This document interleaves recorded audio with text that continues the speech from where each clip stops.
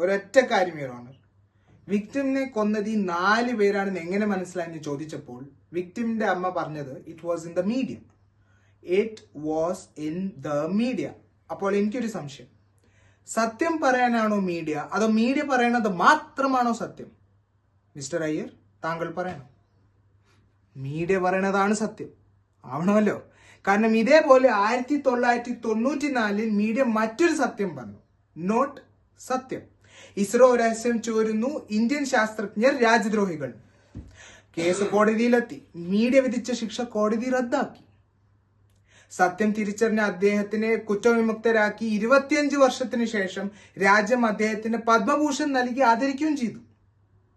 APJ Abdul കലാമിന്റെ കൂടെ ലോകം വായിക്കേണ്ട ഒരു പേര് ലോക്കപ്പിൽ കടന്ന് കേരള പോലീസിന്റെ 3rd ഡിഗ്രി അനുഭവിക്കുമ്പോഴും ഇതേ പത്രത്തിലുള്ള വാർത്തകൾ വായിച്ച് നാടും നാട്ടുകാരും അദ്ദേഹത്തിന് രാജ്യദ്രോഹി മുദ്ര കുത്തുമ്പോഴും day after day after day ഇതേ പത്രം സർക്കുലേഷൻ റെക്കോർഡ് ഇട്ടപ്പോഴും ഈ മീഡിയ സത്യം മാത്രമേ പറയണ്ടായിരുന്നുള്ളൂ. അല്ലേ മിസ്റ്റർ അയ്യർ?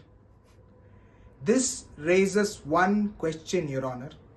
വിധി പ്രസ്താവിക്കാൻ മീഡിയകളും നീതി നടപ്പിലാക്കാൻ പോലീസും ഉണ്ടെങ്കിൽ എന്തിനാണ് ഈ കറുത്ത കോട്ടും ഗൗണും ധരിച്ച കുറെ കോമാളികൾ